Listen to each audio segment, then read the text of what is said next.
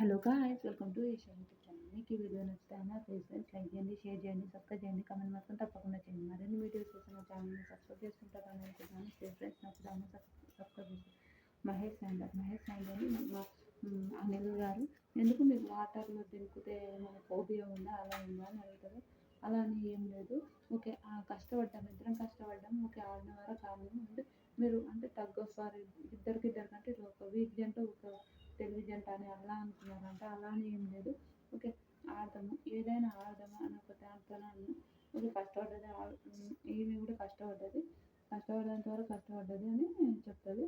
చెప్పినాక ఓకే వీళ్ళు మీకు వాళ్ళకి ఏమిస్తారు, ఏమంటారు బ్లాక్ రోజ్ ఇస్తారు. బ్లాక్ రోజ్ ఇచ్చిన తర్వాత వీళ్ళకి ఎన్ని మార్క్స్ ఇస్తారు, 15 మార్క్స్ 20 మార్క్స్ ఇస్తారు మహేష్ శాండ్రకు. ఇచ్చిన తర్వాత వీళ్ళకు అంటే డేంజర్ జోన్ ఉంటారు. డేంజర్ జోన్ ఉన్నప్పుడు అందరూ అనుజాను కోటేస్తారు, కానీ వీళ్ళకి కోటేయరు. వీళ్ళందరూ ఎలిమినేట్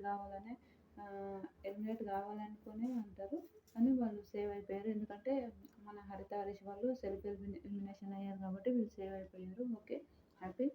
కానీ వీళ్ళు ఇంకా మంచిగా ఆడాలి. నిజంగా మహేష్ శాండ్ర అందరితో కలిసిపోయి ఇంకా మంచిగా